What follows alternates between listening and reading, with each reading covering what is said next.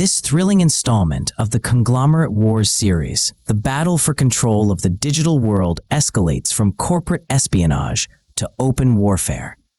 The Schols family, led by Victoria and her betrayed son Marcus, reels from a security breach traced back to the Hammonds. As the Hammonds, spearheaded by the ruthless Sophia, attempt a hostile takeover of the Metaverse market, the New York families, Dustin Media, Elena, and Clarion Computing, Maxwell, form a powerful and dangerous alliance to take down both rivals simultaneously. Conglomerate Wars, Part 5, The Unraveling. San Francisco, Schols Cybersecurity Headquarters. The emergency board meeting at Schols Tower had been called for 3 a.m. Victoria Schols stood at the head of the mahogany table, her silver hair perfectly arranged despite the ungodly hour, her expression carved from ice. The 40-story building loomed over the San Francisco financial district like a digital fortress, but tonight its walls felt paper-thin. "Explain to me," Victoria said, her voice deadly calm, "how our supposedly impenetrable security protocols were breached by our own technology." Her son, Marcus Schols, stood by the floor-to-ceiling windows, watching the fog roll through the bay. At 38, he built the company's Metaverse division into a billion-dollar enterprise, but the events of the past week had unraveled years of careful planning. "It wasn't a breach from outside," Marcus said quietly. "The Hammond encryption we licensed for the Metaverse platform had a backdoor built into it. We've been compromised since implementation." Victoria's hand tightened on her tablet. "James Hammond. Or his daughter," Marcus added, his jaw clenching at the mention of Sophia Hammond. 3 months ago, she'd been in his bed in his Pacific Heights penthouse, whispering promises between kisses. 2 weeks ago, she'd stolen proprietary code from his personal server while he slept. The betrayal still burned like acid in his chest. "The Hammonds are in Los Angeles, presumably celebrating their coup," Victoria continued. "But our immediate problem is New York. Both Dustin Media and Clarion Computing have discovered our security vulnerability. They're preparing to exploit it." "Let them try," said Thomas Chen, the company's chief technology officer. "We've already begun migrating to new protocols. It's not that simple." Victoria pulled up a holographic display showing a complex web of corporate connections. 4 days ago, Elena Dustin acquired a 15% stake in Clarion Computing through a shell corporation. Yesterday, Maxwell Clarion purchased a controlling interest in Dustin Shipping's logistics division. They're consolidating. Marcus turned from the window. "A merger. Worse, an alliance. And according to our intelligence, they're both invested in taking down the Hammonds and us simultaneously." The implications hung in the air like smoke. 4 conglomerates, each worth billions, each with secrets that could destroy the others, now locked in a corporate war that was becoming increasingly personal. Los Angeles, Hammond Media Empire headquarters. Sophia Hammond stared at the data streaming across her multiple monitors, her green eyes reflecting the glow of cryptocurrency charts and news feeds. At 33, she'd proven herself more ruthless than her father James had ever been, but even she was beginning to feel the weight of the games they were playing. Her phone buzzed. Another message from Marcus Schols. She deleted it without reading, just like the previous 47. "Still ignoring San Francisco?" Her father's voice came from the doorway of her corner office on the 60th floor of Hammond Tower. James Hammond, at 62, had built his empire on media manipulation and early cryptocurrency investments. But age had made him cautious. Sophia had no such limitations. "Marcus is a liability now," Sophia said without turning around. "The code we acquired from Schols will give us the edge we need in the Metaverse space. His feelings are irrelevant." James moved to stand beside her desk, studying his daughter with a mixture of pride and concern. "You're playing a dangerous game. The Schols family doesn't forgive, and Victoria is twice as ruthless as her son is intelligent. Which is why we're moving now. Sophia pulled up a presentation on the wall screen. Operation Cascade. We leak the Schols' security vulnerabilities to select clients, positioning Hammonds cybersecurity as the alternative. Simultaneously, we launch our Metaverse platform using their architecture before they can pivot. We'll capture 80% of their market share within 6 months. And the New York families? Sophia's smile was sharp. Maxwell Clarion made an interesting call this morning. He wants to meet. James's expression darkened. The Clarions can't be trusted. Maxwell is brilliant but erratic, and his sister Natalie is worse. They've been trying to corner the cloud computing market for years. Which is why they need our cryptocurrency infrastructure, Sophia countered, and why we need their computing power for our media algorithms. It's a mutually beneficial arrangement. Nothing is mutual with the Clarions.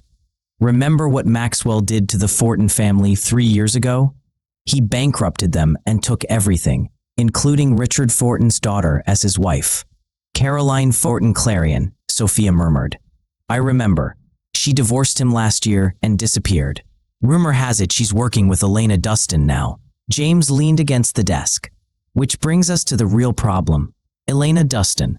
She's been quietly building an empire while everyone focused on the obvious players. Dustin Media competes directly with us. Her shipping division controls half the West Coast logistics. And now she's partnered with Clarion. She's the wild card. Sophia had thought about Elena Dustin more than she cared to admit. At 41, Elena had transformed her father's modest media company into a powerhouse, then diversified into shipping when everyone said she was insane. She'd been right. She was always right. I've studied Elena's patterns, Sophia said carefully. She doesn't operate like us. She builds loyalty, invests in people, plays the long game. It makes her predictable. Or it makes her dangerous, James countered. You can't manipulate someone who doesn't want anything you have. But Sophia knew what Elena wanted. She'd seen it in Elena's eyes 2 years ago at the Fortune Global Forum, when Marcus Schols had given his keynote speech on the future of digital identity. Elena had watched him with an expression Sophia recognized because she'd worn it herself. Hunger mixed with something deeper, something Sophia had dismissed as weakness. Now, that weakness might be the key to everything. New York, Dustin Media Headquarters. Elena Dustin reviewed the contracts for the 3rd time, searching for any loophole Maxwell Clarion might have hidden in the dense legal language. Her office in Midtown Manhattan was smaller than her competitors' spaces, decorated with photographs from shipping routes rather than awards, but it had one advantage: a clear view of Clarion Tower, 12 blocks south. Her assistant, Jonathan, knocked softly. Ms. Dustin, your 4 o'clock is here. Elena checked her appearance in the reflection of her window. Dark suit, minimal jewelry, black hair pulled into a simple twist. She looked like what she was, a woman who'd built her empire through strategy rather than inheritance. Unlike the others. Send her in.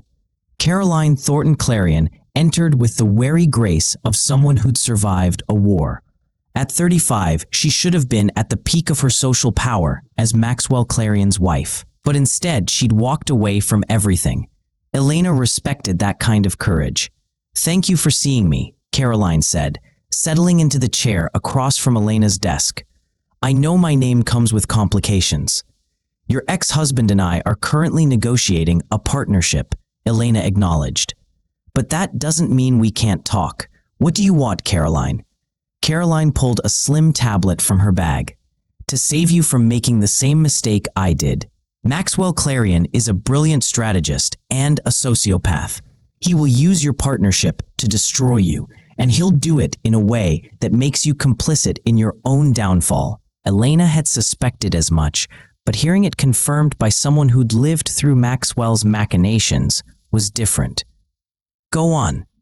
3 years ago, Maxwell targeted my family's pharmaceutical company. We were small but profitable, focused on rare disease research. He approached my father with a partnership offer, Clarion Computing's data analytics in exchange for access to our research data. Let me guess, Elena said. He found something valuable in your data and used it against you. Worse, he fabricated evidence of FDA violations using our own data, manipulated so perfectly that even we couldn't prove it was false. The company collapsed in 6 months. My father had a heart attack. Maxwell offered to save us by acquiring everything for pennies on the dollar, and then he married me to legitimize the takeover.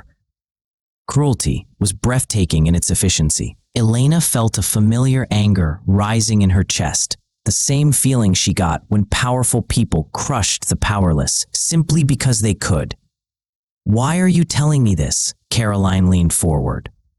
Because Maxwell is doing the same thing to you. Your shipping division's logistics data, your media company's consumer patterns. He doesn't want partnership. He wants your data so he can find your weaknesses. And once he has them, he'll use them to take everything. Elena studied the other woman carefully. What do you get out of warning me? Revenge, Caroline said simply. Maxwell took everything from my family. I want to take everything from him, but I can't do it alone. I need allies who are strong enough to fight back and smart enough to win. And you think I am? I know you are. You've built your empire without the advantages the others had. No family fortune, no inherited connections. You did it through strategy and strength. That's exactly what this war needs. Elena considered the offer. An alliance with Caroline meant turning Maxwell Clarion into an enemy, but he was probably already planning to betray her anyway. Better to strike first. What do you have in mind? Caroline smiled for the first time. How much do you know about Clarion Computing's cloud infrastructure? San Francisco, Pacific Heights. Marcus Schols couldn't sleep. His penthouse apartment overlooked the Golden Gate Bridge, normally a view that brought him peace, but tonight it just reminded him of all the vulnerabilities in his supposedly secure life. 3 months ago, Sophia Hammond had stood at these windows, her body warm against his, talking about the future they could build together. It had all been a lie. A corporate espionage operation wrapped in intimacy. His phone buzzed. Not Sophia this time. His mother. Emergency. Come to the estate. Now. Marcus threw on clothes and drove through the empty streets to the Schols family compound in Pacific Heights. The main house was ablaze with lights, and he could see his mother's security team stationed at every entrance. Whatever this was, it was serious. Victoria met him in her study, her expression grim. We have a problem. Multiple problems, actually. She pulled up a secure feed showing intercepted communications. Maxwell Clarion and Elena Dustin are planning to expose our security vulnerability publicly. Not a selective leak like the Hammonds, a full data dump to every tech news outlet simultaneously. It will destroy our credibility overnight. Marcus felt his stomach drop. When? 72 hours. Unless we can stop them or discredit them first. The Hammonds are the least of our concerns right now. James and Sophia are predictable. They want market share and money. The New York families want blood. Marcus moved to the window, his mind racing through options. What's their angle? Why would Clarion and Dustin cooperate? They're competitors. Caroline Forden Clarion, Victoria said. She's working with Elena Dustin now. Our intelligence suggests she's provided Elena with classified information about Maxwell's business practices. They're building a case against both Maxwell and us simultaneously. The pieces started falling into place. It's not about the security vulnerability. That's just the opening move. They're after something bigger. The Metaverse platform, Victoria confirmed. If they destroy our credibility, crash our stock price, and prove that our security is fundamentally flawed, they can force a hostile takeover. Maxwell gets our technology.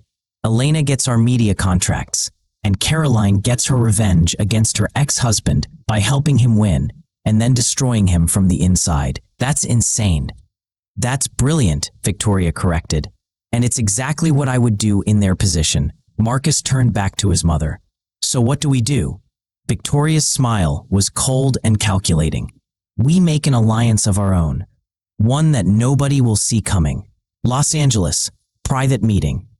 The restaurant in downtown LA had been closed for the private meeting, its windows covered and security posted at every entrance. Sophia Hammond arrived first, surprised that her father had agreed to the meeting at all. James Hammond didn't do business in person anymore, preferring the safety of digital communication. But this situation had apparently exceeded his comfort level.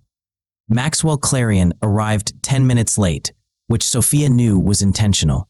He was tall and sharp-featured, with dark hair graying at the temples and eyes that missed nothing. His reputation preceded him: brilliant, ruthless, and absolutely lacking in empathy. "Mr. Clarion," Sophia said coolly, "thank you for meeting in person. I love making these videos for you. If you liked this story, then please like, subscribe to my channel, and switch on the notifications for more entertaining stories. Please also leave a comment for any story suggestions." Miss Hammond, or should I say, the woman who seduced Marcus Schols and stole his code. Maxwell's smile didn't reach his eyes. Impressive work. Ethically questionable, but impressive. Coming from you, I'll take that as a compliment. Sophia gestured to the private dining room. "Shall we?" Inside, James Hammond was already seated, reviewing documents on his tablet. He looked up as they entered, his expression neutral. "Maxwell, let's dispense with the pleasantries. You called this meeting. What do you want?" Maxwell settled into his chair with the ease of someone completely confident in his position. "I want to propose an alliance, temporary, specific, and mutually beneficial, against the Schols family," Sophia said. "It wasn't a question." "Against everyone," Maxwell corrected. "The Schols have the security vulnerability, but Elena Dustin has been quietly positioning herself as the alternative. She's courted their clients, promised better service, lower prices, more ethical practices. She's painting herself as the hero of this story." James leaned back. "And you want to make sure she isn't. I want to make sure we all come out of this war stronger than when we entered it. Right now, we're fragmenting. The Schols are bleeding clients. You're fighting to maintain market position. I'm defending against my ex-wife's revenge campaign, and Elena is consolidating power while we tear each other apart." "So you propose what exactly?" Sophia asked. Maxwell pulled out his own tablet, displaying a complex strategy document. "Coordinated strikes. We expose the Schols' security flaws. That was always going to happen. But simultaneously, we reveal that Elena Dustin has been engaging in anti-competitive practices through her shipping division. Predatory pricing, selective delivery delays for competitors, the whole 9 yards." "Do you have proof?" James asked sharply. "I will have proof by tomorrow morning. Caroline has been sloppy in covering her tracks, probably on purpose to hurt me. But the evidence implicates Elena as well. We leak it all at once. Schols loses credibility. Elena loses her heroic narrative, and we position our companies as the stable alternatives." Sophia studied Maxwell carefully. "And what do you get out of this alliance? Besides the obvious market gains, I get to destroy my ex-wife's plans and remove Elena Dustin as a competitor. You get to crush the Schols and establish Hammond as the cybersecurity leader. Your father gets to dominate the media landscape without Dustin Media as competition. Everyone wins, except the people they were destroying." But Sophia had stopped caring about that years ago. In corporate war, there were only victors and victims, and she intended to be in the first category. "There's one problem with your plan," James said slowly. "Marcus Schols." Sophia's jaw tightened almost imperceptibly. "What about him?" "My daughter and the Schols heir have a complicated history. If we go to war with the Schols family, that complication becomes a liability." Maxwell's eyes gleamed with interest. "Does Marcus Schols know it was all an act? The romance? The relationship?" "He knows," Sophia said, flatly, hating the admission. "But that doesn't mean he won't try to use it against me." "Good," Maxwell said. "Emotional entanglement makes people predictable. We can use his feelings as a weapon." Sophia wanted to argue, but she couldn't. Marcus's attempts to contact her, his refusal to fully commit to destroying Hammond interests despite their betrayal. It all suggested he was still compromised by whatever they'd shared, or what he'd thought they'd shared. "I need assurances," James said. "If we're going to war alongside Clarion Computing, I need to know you won't turn on us the moment it's convenient." "You have my word," Maxwell said, then smiled at James's skeptical expression, "which I know means nothing to you.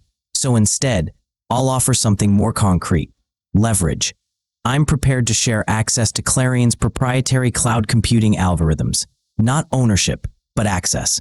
Enough to make Hammond Media dependent on Clarion infrastructure, and vice versa. Mutually assured destruction if either of us betrays the other." It was elegant and ruthless. By intertwining their operations, Maxwell was ensuring that neither could destroy the other without destroying themselves. James considered it for a long moment, then nodded slowly. "We have an alliance. But understand this, Maxwell. I've built my empire by being 2 steps ahead of everyone else. If I even suspect you're planning to betray us, I'll burn your company to the ground and salt the earth behind me." "I would expect nothing less," Maxwell said, extending his hand. "To the destruction of our enemies." Sophia watched her father shake Maxwell Clarion's hand and felt the weight of what they'd just agreed to. This war was about to escalate beyond anything they'd imagined, and the casualties would be catastrophic. She wondered briefly if Marcus would survive what was coming. Then she pushed the thought away. In war, there was no room for sentiment. New York, Dustin Media War Room. Elena had converted one of her conference rooms into a command center, with screens displaying real-time data from every front of the corporate war. Caroline Thornton Clarion worked at one station, tracking Clarion Computing's movements. Jonathan managed communications at another, and Elena herself stood at the center, coordinating everything like a general directing troops. "The Hammonds and Clarions just met in Los Angeles," Caroline reported. "Private restaurant, complete security blackout. They're forming an alliance." Elena had expected this. Timeline? They'll move within 48 hours. Simultaneous data dumps on Schols' security flaws and whatever fabricated evidence Maxwell has created against us.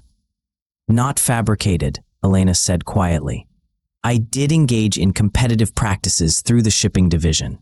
Technically legal, but ethically questionable. Maxwell won't have to create evidence. He'll just have to present what's already there in the worst possible light." Caroline looked up sharply. "You knew he would find this?"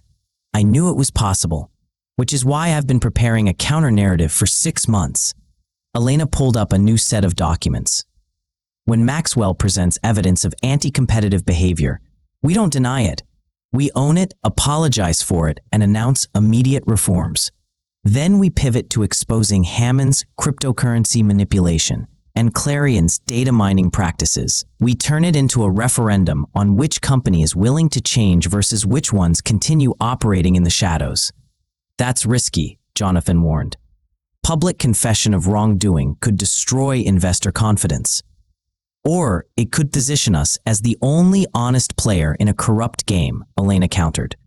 "People are tired of corporate manipulation. If we can present ourselves as the company that makes mistakes but takes responsibility, we win the public narrative even if we lose the immediate battle." Caroline was studying Elena with newfound respect. "This is why Maxwell underestimated you. He thinks in terms of destruction and acquisition. You think in terms of perception and evolution. I think in terms of survival," Elena corrected. "And right now, survival means not playing by their rules. The Hammonds want to destroy the Schols. Maxwell wants to destroy everyone who's ever crossed him. The Schols want to maintain their dominance. They're all thinking about winning the current war. And you're thinking about the next one," Caroline finished. "I'm thinking about building something that lasts longer than the war." Elena pulled up architectural plans. New York is about to become the epicenter of the largest corporate battle in decades. When the dust settles, someone needs to have infrastructure in place to rebuild. That's going to be us. The screens around them suddenly went dark. Emergency lights flickered on as backup power engaged. "What the hell?" Jonathan was already at his station, fingers flying across keyboards. We're being hacked. It's sophisticated, military grade. Clarion, Caroline said immediately. Maxwell is making his move early. Elena felt her pulse quicken, but kept her voice calm. What are they targeting? Everything. Financial records, communications, strategic plans. They're trying to download our entire operation. This was the moment, the point where most people panicked and made fatal mistakes. Elena took a breath and made a decision. Let them. Both Caroline and Jonathan stared at her. Ms. Dustin, Jonathan said carefully, if they get our data, they'll get exactly what I want them to get. Caroline, activate Protocol Phoenix. Jonathan, trace the hack back to its source and prepare countermeasures. We're going to let Maxwell Clarion think he's won, and then we're going to use his own attack against him. Protocol Phoenix had been Elena's insurance policy, developed in secret with a team of white hat hackers over the past year. Every critical document, every strategic plan, every piece of sensitive information had a duplicate version, carefully crafted to appear real, but containing subtle poison pills, data that, when analyzed and acted upon, would lead competitors to make catastrophic mistakes. You've been planning this, Caroline breathed. I've been planning for someone to try this, Elena corrected. I just wasn't sure who would make the first move. Now we know. Maxwell gets our data, he shares it with the Hammonds, and they both make strategic decisions based on false information. By the time they realize what happened, we'll be 3 moves ahead. The screens flickered back to life, showing the hack in progress. Elena watched the progress bars with satisfaction, each percentage point representing another piece of poisoned data entering Maxwell Clarion's systems. How long until they have everything? She asked. 12 minutes, Jonathan reported. Good. As soon as they disconnect, I want you to trace their entry point and identify every system they touched. We're going to return the favor, but we're going to be subtle about it. They won't know we're inside their infrastructure until it's too late to stop us. Caroline was smiling now. You really have been planning this for a while. Since the moment Maxwell Clarion bought into my shipping division, Elena confirmed. I knew he was positioning for an attack. I just needed him to commit to it fully. Now he has, and now he's vulnerable. The hack completed. The screens returned to normal, and in her mind, Elena began the next phase of her strategy. Contact the Schols family, she ordered. It's time to make an offer they can't refuse. San Francisco, Schols estate. 11 p.m., Marcus Schols received the encrypted message from Elena Dustin at 11 at night. He almost deleted it, assuming it was another attempt at manipulation, but something made him open it instead. We need to talk, not as competitors, but as people who both stand to lose everything in the next 48 hours. I have information about the Hammond-Clarion alliance. Meet me tomorrow, neutral ground, just us. No recordings, no witnesses, no corporate war. Just 2 people trying to survive. Elena. Marcus stared at the message for a long time. Elena Dustin had been a phantom presence throughout this war. Always mentioned, never directly engaged. He knew her reputation. Brilliant strategist, ethical operator, genuinely concerned about building sustainable businesses rather than just extracting value. She was everything Sophia had pretended to be. He forwarded the message to his mother without comment. Victoria's reply came within minutes. It's a trap or an opportunity. Either way, you should take the meeting. We need intelligence on the New York families. But Marcus wasn't sure intelligence was what Elena was offering. The message had been personal, almost vulnerable. Just 2 people trying to survive. That wasn't the language of corporate warfare. He sent his reply, tomorrow, 2 p.m., Ocean Beach. Come alone. Elena's response was immediate. Agreed.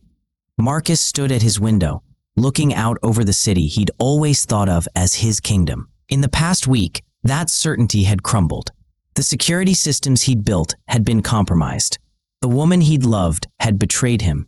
His company's stock price was in free fall, and now he was agreeing to meet with a competitor who should have been his enemy.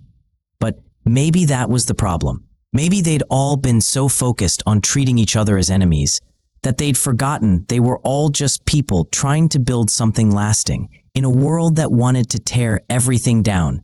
His phone buzzed again. Another message from Sophia. Marcus, please, we need to talk about what happened. It wasn't all lies. Some of it was real. I know you don't believe me, but I need you to know that. For the first time in 2 weeks, Marcus replied, it doesn't matter anymore what was real. What matters is what we do next.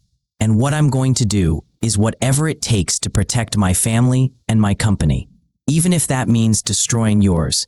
He hit send and immediately felt the weight of that declaration. This was it, the moment when he fully committed to the war. No more room for sentiment or second thoughts, only strategy and survival.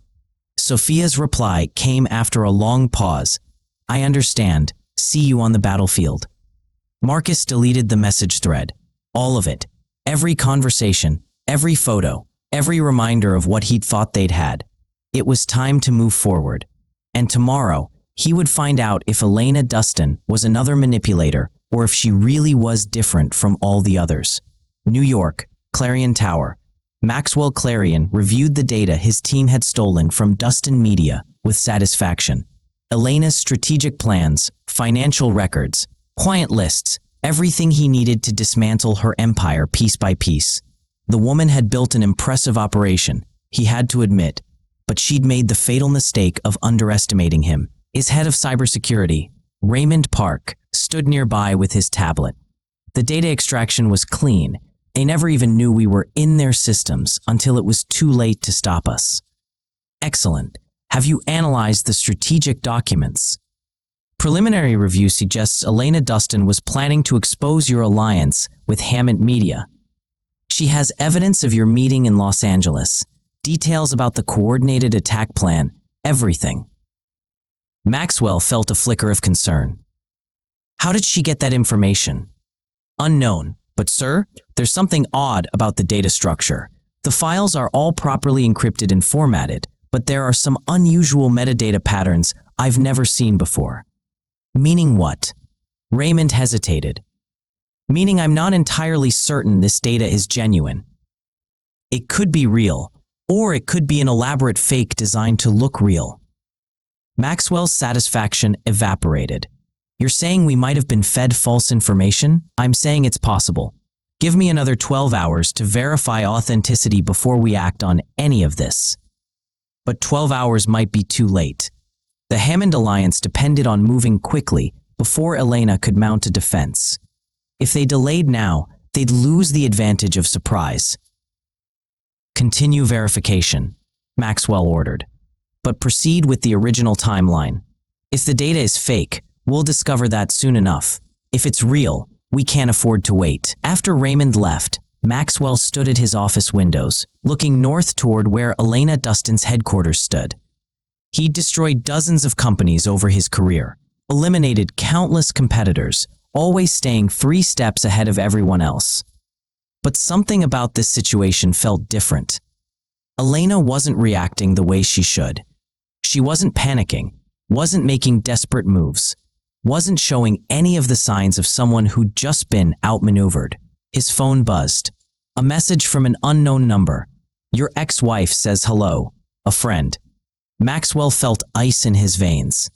Caroline. She'd been too quiet lately, too careful in her movements. He'd assumed she was simply planning some minor revenge, something he could easily neutralize. But if she'd been working with Elena, he pulled up Caroline's financial records, tracking her movements over the past 6 months. There, regular meetings with Elena Dustin, encrypted communications, financial transfers. Caroline had been feeding information to Elena for months, possibly longer, which meant everything Raymond had just told him about the stolen data was suspect. If Caroline knew about his hacking operation, Elena would know. And if Elena knew, she would have prepared countermeasures. Maxwell immediately called his cybersecurity team, shut down all systems that accessed the Dustin data. Full quarantine, right now. Sir, what? Just do it. Elena Dustin is inside our network. She let us steal her data, and now she's using our own hack as an entry point. Shut everything down before she can extract anything critical. It was brilliant and vicious, exactly the kind of trap he would have set himself. Elena had turned his own strategy against him, using his arrogance as a weapon. The question was, what else had she planned? Los Angeles, Hammond Tower. Sophia received the emergency call from Maxwell Clarion at 1 a.m. His voice was tight with barely controlled fury. Our alliance has a problem. Elena Dustin fed us false data and used our hack to penetrate my systems. We're going dark for 72 hours while we purge her access and verify what's real versus what's planted. Sophia felt her careful plans crumbling. What does this mean for the coordinated strike? It means we're exposed. If Elena has access to our communications, she knows about the Hammond-Clarion alliance. She probably knows about our planned attack timeline. She's had hours to prepare defenses and counter strategies. Can you trace what she accessed? My team is working on it, but she's good. Better than I anticipated. We may never know the full extent of the breach. Sophia made a decision. Then we move up the timeline. Instead of 48 hours, we strike in 12. She'll expect us to delay and regroup. We do the opposite, accelerate and overwhelm. That's extremely risky. This entire war is extremely risky. We either commit fully or we back out, and I don't back out.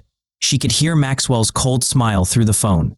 Agreed, I'll coordinate with my media contacts. The Schols security vulnerability goes public at noon tomorrow. Your team needs to have Hammond's alternative security solutions ready to announce immediately after. Already prepared. What about Elena's shipping violations? That evidence is solid. We had it before the hack. We'll release it simultaneously with the Schols information. Let them both burn while we rise. After Maxwell disconnected, Sophia pulled up a secure line to her father. James answered immediately, which meant he'd been expecting her call. I heard, he said before she could speak. Maxwell's team briefed me 5 minutes ago. We're accelerating. We have to. Elena Dustin is better at this than we thought. If we give her time to prepare, she'll turn everything against us. And Marcus Schols? Sophia closed her eyes briefly. What about him?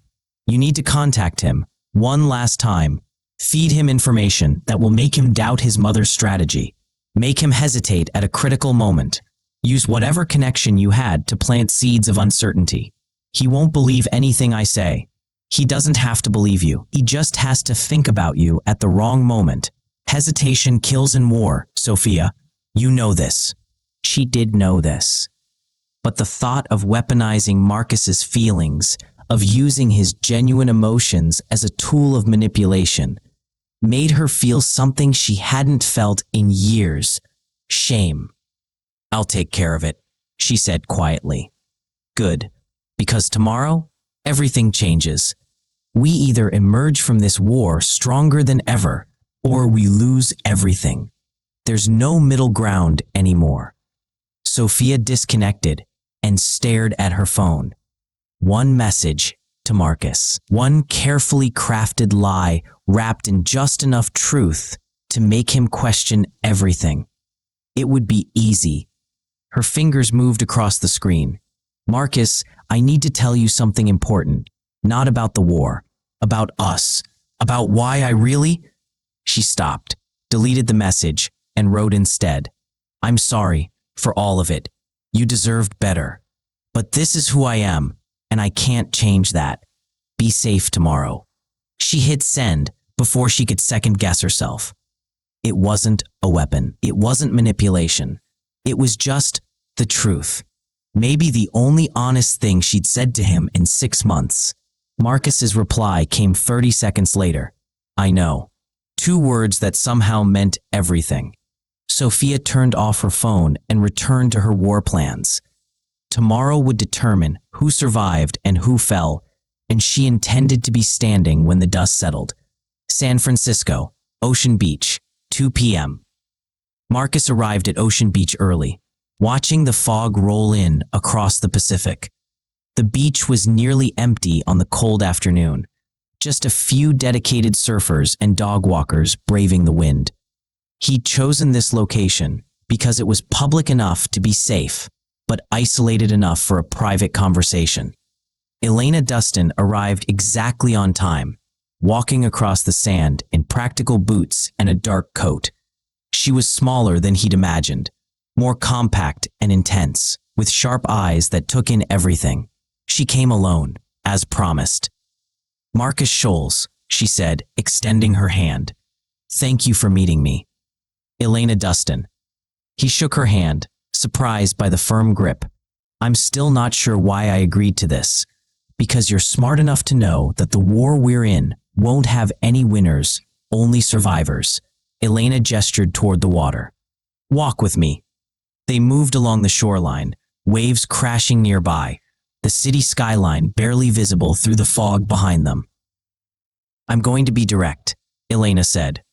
"Maxwell Clarion and the Hammond family are planning a coordinated strike against both of us. Tomorrow at noon, they're going to leak your security vulnerabilities and fabricated evidence of my anti-competitive practices. They expect us both to collapse while they divide our market shares." "I know," Marcus said. "My intelligence team confirmed the Hammond-Clarion alliance yesterday." Elena nodded. "Then you also know that we're both facing existential threats. Individually, we might survive, but we'll be weakened permanently. Together, we could actually come out of this stronger. You're proposing an alliance between Schols Cybersecurity and Dustin Media. I'm proposing something more than that. I'm proposing we stop playing their game entirely." Elena stopped walking, turning to face him directly. "The corporate war model. Destroy the competition. Acquire the pieces. Repeat until you're the last one standing. It's unsustainable. It creates enemies faster than you can eliminate them. And eventually, you end up alone at the top of a mountain of rubble, with nothing but more wars ahead." Marcus studied her carefully. "What's your alternative? Cooperation instead of destruction. Shared resources instead of hoarding. Building an ecosystem instead of an empire." Elena pulled out her tablet, showing him architectural plans. "I've been working on this for 2 years. A cooperative structure where multiple companies share infrastructure, pool resources for research and development, and compete on innovation rather than market manipulation. Schols has the security technology. I have the media distribution and logistics networks. Together, we could build something that doesn't depend on destroying everyone else to survive." It was idealistic to the point of naivety, Marcus thought, and also the most interesting proposal he'd heard in a decade. "Your competitors would eat you alive," he said. "The Hammonds, the Clarions, they only understand zero-sum games. They'd see cooperation as weakness and exploit it immediately. Which is why we need to be stronger together than they are separately. If Schols and Dustin form a genuine partnership, we control cybersecurity, media, logistics, and metaverse development. That's enough leverage to force the others into either joining our cooperative model or being left behind." "You're describing a complete restructuring of how corporate competition works." "I'm describing survival," Elena corrected. "The current model is eating itself. How many corporate wars can we fight before there's nothing left to fight over? How many betrayals? How many destroyed companies? How many lives ruined for quarterly profits?" Marcus thought about Sophia, about the betrayal that still stung, about the endless cycle of manipulation and revenge that had defined his entire career. Elena was right, it was unsustainable, but change at this scale seemed impossible.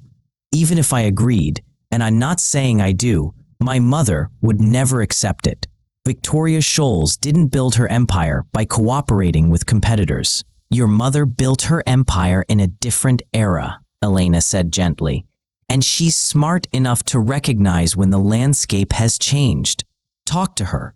Present this as strategy rather than idealism, because strategically, we're both better off working together than fighting each other, while the Hammonds and Clarions pick through our remains." A wave crashed particularly close, spraying them with cold water. Neither moved. "Why me?" Marcus asked. "Why Schols Cybersecurity specifically? You could have approached other companies." Elena hesitated, then answered honestly. "Because you have something the others don't. A reputation for integrity. People in the industry respect you, even fear you, but they also trust you. That matters more than you know. Hammond has cryptocurrency wealth, but no trust. Clarion has computing power, but everyone hates them. Dustin has loyalty, but lacks technical infrastructure. Schols has both the technology and the credibility to make this work. And personally, Marcus heard himself ask, is this just strategy, or is there something else? Elena met his eyes directly. I watched you give a keynote speech 2 years ago in New York. You talked about building technology that empowered people rather than controlling them. Everyone else in that room was calculating how to monetize your ideas. I was thinking about how rare it is to meet someone who actually means what they say. The moment hung between them, heavy with possibility and danger. I need time, Marcus said finally, to think about this, to talk to my mother and my team. This isn't a decision I can make standing on a beach, no matter how compelling your arguments. You have until tomorrow at noon, Elena said. After that, the war goes public and everything gets harder. But I understand needing time. This is, she smiled slightly, not exactly a conventional business proposal. No, Marcus agreed, it's not. They walked back toward the parking area in silence. As they reached their cars, Elena paused. For what it's worth, I'm sorry about what Sophia Hammond did to you. The espionage, the betrayal. That wasn't business. That was cruelty. Marcus was surprised by the empathy. You know about that? Everyone in the industry knows about it. Corporate intelligence travels fast, but most people see it as just tactics. I see it as someone crossing a line that shouldn't be crossed. There's a difference between competing and destroying people. Apparently not everyone agrees. Which is exactly why we need to change the game, Elena said, before the only people left are the ones who think cruelty is just another business tool. She got into her car and drove away, leaving Marcus standing in the fog with the weight of impossible decisions. Clarion Tower, final preparations. Maxwell Clarion reviewed the final details of tomorrow's coordinated strike with cold satisfaction. Despite Elena Dustin's clever trap with the false data, his team had isolated the genuine intelligence from the poison pills. He knew her strategy now, understood her weaknesses, and had prepared countermeasures for her countermeasures. Tomorrow at noon, the corporate landscape would shift forever. The Schols would be exposed as security frauds. Elena Dustin would be revealed as an anti-competitive predator. And in the chaos, Clarion Computing and Hammond Media would position themselves as the stable alternatives, capturing market share and eliminating competition simultaneously. His assistant knocked. Sir, your ex-wife is here. She says it's urgent. Maxwell felt a spike of cold amusement.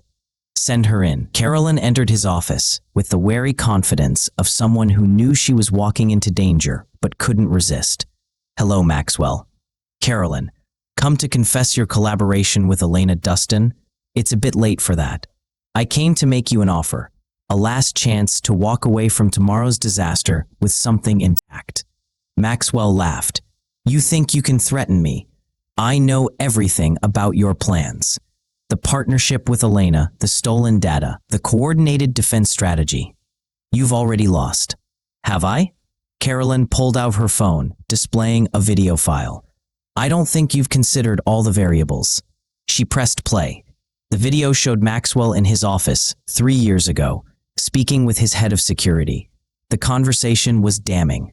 Explicit instructions to fabricate evidence against Thornton Pharmaceuticals, detailed plans for corporate manipulation, criminal conspiracy laid out in clear language. Where did you get that? Maxwell demanded, his composure cracking. From your own security system, the one you thought was impenetrable, the one Elena Dustin cracked when you tried to hack her network. Carolyn's smile was vicious with triumph. You thought you were setting a trap for her. She was actually opening a door into your entire operation. Every communication, every secret, every crime you've committed over the past 5 years, she has all of it. Maxwell felt genuine fear for the first time in years. That's corporate espionage, illegal acquisition of data. So, call the police. Explain to them how Elena illegally obtained evidence of your multiple felonies. I'm sure that will work out great for you. The trap was perfect. Elena had let him attack her, used his own aggression as an entry point, and extracted enough evidence to destroy him permanently. And she'd done it so cleanly that he couldn't fight back without exposing himself to criminal prosecution. "What do you want?" he asked finally. "Tomorrow at noon, you're going to call off the coordinated strike. You're going to announce that Clarion Computing is withdrawing from all aggressive actions against competitors and implementing new ethics policies. And you're going to personally contact James Hammond and inform him that the alliance is over. That's corporate suicide. That's your only chance at survival," Caroline corrected. "Elena doesn't want to destroy you. She wants to change the game entirely. She's offering amnesty to everyone who's willing to stop playing the old way. But she needs people to choose cooperation over warfare. You can be the first, or you can be the example she uses to show everyone else what happens when you refuse." Maxwell considered his options. If he called off the strike, he'd lose face, lose market position, possibly lose his company. But if he proceeded and Elena released the evidence she'd gathered, he'd lose everything and possibly go to prison. Why should I trust that Elena will keep her word? That she won't release the evidence even if I cooperate? Because unlike you, she actually keeps her promises, Caroline said. And because she's smart enough to know that destroying you permanently makes her an enemy of everyone else who has secrets to hide. But changing you, showing that even Maxwell Clarion can evolve, that makes her a visionary instead of a threat. Maxwell stared at his ex-wife with a mixture of hatred and grudging respect. She'd helped orchestrate his downfall while he'd been so busy playing his own games that he'd missed the real threat. "Fine," he said finally. "I'll call it off, but tell Elena Dustin that this isn't over, that I will find a way to—" "To what?" Caroline interrupted. "To take revenge? To rebuild your empire of manipulation and cruelty? Maxwell, that world is ending. The choice isn't whether you like the new world Elena is building. The choice is whether you adapt or become irrelevant." She turned and left without another word, leaving Maxwell alone with the ruins of his plans. He pulled up the secure line to James Hammond. This conversation was going to be difficult, but not as difficult as admitting that he'd been outplayed by someone who'd never even raised her voice. Los Angeles. The last stand. James Hammond received Maxwell's call at 11 p.m. and knew immediately that something had gone catastrophically wrong. Maxwell Clarion didn't show weakness, didn't call off attacks, didn't ever admit defeat, unless he'd been left with no choice. "What happened?" James demanded. "Elena Dustin happened," Maxwell said flatly. "She has evidence of criminal activity, enough to put me in prison for 20 years. She's offering amnesty if I stand down." James felt his carefully constructed alliance crumbling. "And you're accepting?" "Unless you have a better option, yes. I'm not going to prison for this war, James. My ambitions don't extend to corporate martyrdom." "So you're abandoning our agreement, leaving me to face the Schols and Dustins alone. I'm choosing survival over pride. I suggest you do the same." The line went dead. James sat in his office, surrounded by screens showing market data and news feeds, and felt the weight of 50 years of corporate warfare finally catching up to him. Sophia entered without knocking. "I heard. Maxwell is out. Did you know Elena Dustin was this good?"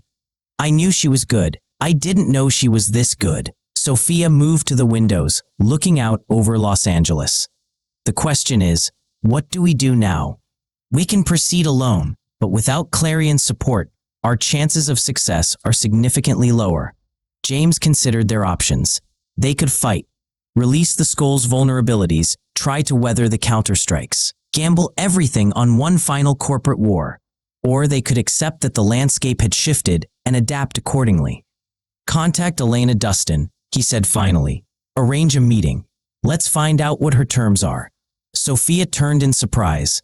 "You're surrendering? I'm negotiating. There's a difference." James stood, moving to stand beside his daughter. "I've been in this industry for 50 years. I've seen markets rise and collapse, watched technologies become obsolete, survived more wars than I can count, And the one thing I've learned is that smart operators know when to fight and when to evolve. And you think Elena represents evolution? I think Elena represents an inevitability. She's offering a different model at exactly the moment when the old model is collapsing. We can resist and be destroyed, or we can adapt and potentially thrive. What would you do? Sophia was quiet for a long moment. 6 months ago, I would have fought to the death.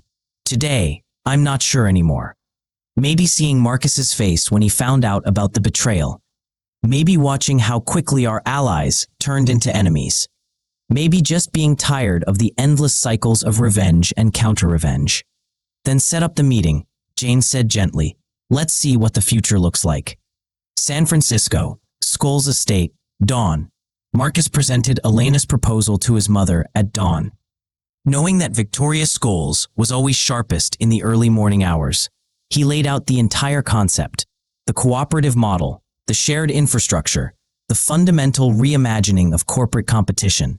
Victoria listened in silence, her expression unreadable. When he finished, she stood and walked to the windows overlooking the estate gardens. Elena Dustin is either the most naive business person I've ever encountered, or the most brilliant. I think brilliant, Marcus said. She saw this war coming years ago and prepared accordingly. While we were all positioning against each other, she was building something entirely different. And you want to join her? I think we should seriously consider it. Mother, the Schols family has been fighting corporate wars for 3 generations. And where has it gotten us? We're powerful, yes. Wealthy, yes, but we're also isolated, constantly defending against attacks, unable to trust anyone. Is that really the legacy you want to leave? Victoria turned back to him. You're letting your feelings for her cloud your judgment. I don't have feelings for Elena. I barely know her. But I had feelings for Sophia Hammond, and look where that got me. Maybe it's time to trust someone who's offering cooperation instead of someone who offers romance and delivers betrayal. The world Elena is describing, it requires trust at a scale that simply doesn't exist in corporate America. Then maybe it's time to build that trust. Or maybe it's time to acknowledge that the lack of trust is destroying us all. Victoria was silent for a long moment. Then, to Marcus's surprise, she smiled slightly. Your grandfather would have hated this. He built Scholl cybersecurity on the principle that information is power and power is never shared. And your grandfather lost 3 companies before building his 4th because he couldn't stop making enemies, Marcus countered. Maybe the old ways don't work anymore. Maybe they don't, Victoria agreed. Set up a meeting with Elena Dustin. Full leadership teams, lawyers present, everything documented. If we're going to rebuild the corporate landscape, we're going to do it properly. Marcus felt relief and excitement flowing through him. You're agreeing? I'm agreeing to explore the possibility. Elena Dustin has proven herself a worthy strategist. If she can back up her idealism with concrete plans and genuine safeguards, then yes, I'm willing to consider a partnership. But understand this, Marcus. If she betrays us, if this is just another elaborate manipulation, I will destroy her so thoroughly that there won't be enough left for a footnote in history. I don't think she will, Marcus said. Neither do I, Victoria admitted, which is why I'm willing to try something unprecedented. Now go. Contact Elena. Tell her we accept her proposal for negotiations. And Marcus, she paused, thank you for pushing me on this. Sometimes the next generation sees what the previous one can't. Marcus called Elena from his car, catching her just as she was leaving for her office in New York. Victoria Schols agrees to negotiate, he said without preamble. Full partnership discussions, starting immediately. Elena's relief was audible through the phone. Thank you, Marcus. I know how difficult this must have been. It was easier than expected. I think everyone is tired of the war. Not everyone yet, but we're getting there. Maxwell Clarion backed down last night. James and Sophia Hammond requested a meeting for this afternoon. If I can bring them into the cooperative model, we'll have enough momentum to force the rest of the industry to evolve or be left behind. You really think you can change everything? I think we can change everything. Elena corrected. This doesn't work if it's just me. It needs to be all of us, together. committed to building something better than what came before. Marcus looked out over San Francisco, the city waking up to another day of corporate warfare that might, just might, be the last one they had to fight. "Then let's build it," he said. Epilogue. 6 months later, the press conference announcing the corporate cooperative initiative filled the grand ballroom of the Fairmont Hotel in San Francisco. Representatives from Schols Cybersecurity, Dustin Media, Hammond Enterprises, and Clarion Computing stood together on stage, presenting the new model that would reshape how major companies competed and cooperated. Elena Dustin spoke first, outlining the vision: shared infrastructure, pooled research resources, competition based on innovation rather than market manipulation. Then Victoria Schols detailed the security protocols that would protect member companies while ensuring transparency. James Hammond explained how the cooperative's media division would promote ethical business practices, and Maxwell Clarion, looking distinctly uncomfortable, discussed the technological backbone that would enable it all. Marcus watched from backstage, still somewhat amazed that they'd pulled it off. 6 months of negotiations, compromises, bitter arguments, and gradual trust building had led to this moment. Not everyone had joined. Several major companies had dismissed the cooperative as naive idealism, but enough had signed on to create genuine momentum. Sophia Hammond found him in the wings. They hadn't spoken directly since the war ended, but she'd been present at every negotiation, always professional, always careful to maintain distance. "It actually worked," she said quietly. "Your impossible dream of corporate peace." "Elena's impossible dream," Marcus corrected. "I just helped make it happen." "You did more than that. Without you, Victoria would never have agreed. Without Victoria, my father wouldn't have considered it. You were the linchpin." Marcus studied her face, looking for manipulation and finding only exhaustion. "Why did you really do it, Sophia? The espionage, the betrayal, was any of it real?" She was quiet for a long moment. "Some of it was real. The parts where I forgot who I was supposed to be and just was. But I'd spent so many years being my father's weapon that I didn't know how to be anything else. I'm trying to learn now. Is it working? I don't know yet. Ask me in another 6 months." She started to walk away, then turned back. "For what it's worth, I'm sorry. Not for the business decisions, but for hurting you. That was never supposed to be part of the plan." "But it was always going to be the result," Marcus said. "Yes," Sophia agreed. "It was." She disappeared into the crowd, and Marcus returned his attention to the stage. Elena had taken the microphone again, fielding questions from reporters about the cooperative structure and goals. She handled every challenge with calm confidence, never defensive, never evasive. She was building trust in real time, brick by brick. Caroline Thornton Clarion appeared at his elbow. "Quite a sight, isn't it? All these corporate warlords trying to play nice. You don't think it will last? I think it's fragile. But most things worth building are fragile at first. The question is whether we can protect it long enough to become strong." Caroline smiled. "I'm betting on Elena.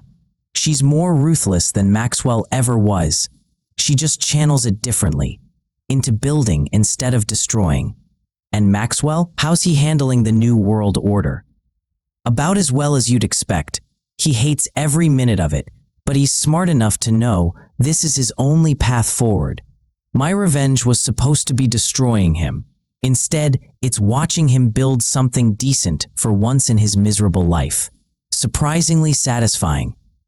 The press conference concluded to polite applause. The real work would begin tomorrow, implementing systems, establishing protocols, managing the inevitable conflicts. But for tonight, there was a celebration at the Schols estate. All the former enemies gathering to toast their unlikely alliance. Elena found Marcus on the terrace later that evening, away from the crowd. "You disappeared. Just needed some air. It's overwhelming seeing it all come together." "We couldn't have done this without you," Elena said. "You took the biggest risk, trusting me when you had every reason not to." "I trusted your vision. There's a difference." Elena moved to stand beside him at the railing, looking out over the city lights. Can I confess something? I was terrified you'd say no, that I'd have to fight this war alone against everyone. Having Schols as a partner, having you specifically, it changed everything. Marcus felt the weight of that admission. Why me specifically? Because you understand that business doesn't have to be warfare, that we can be competitive without being cruel, that success doesn't require destroying everyone else. Elena paused, and because when you talk about building things that last, you mean it. That's rarer than you know. The moment stretched between them, full of possibility and the beginnings of something neither could name yet. They'd been through a war together, emerged as allies, and now stood on the edge of either friendship or something deeper. We should get back to the party, Marcus said finally. We should, Elena agreed, not moving. They stood there a moment longer, two architects of a new world order, watching the city they'd fought for and almost destroyed, and ultimately saved through the simple act of choosing cooperation over conquest. Behind them, through the terrace doors, the party continued. Former enemies laughed together, struck deals, planned the future. The war was over. What came next was entirely up to them. And for the first time in any of their careers, the future felt like something worth building rather than something to survive.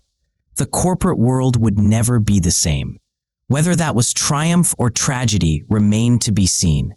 But tonight, it felt like hope. To be continued in part 6, last part.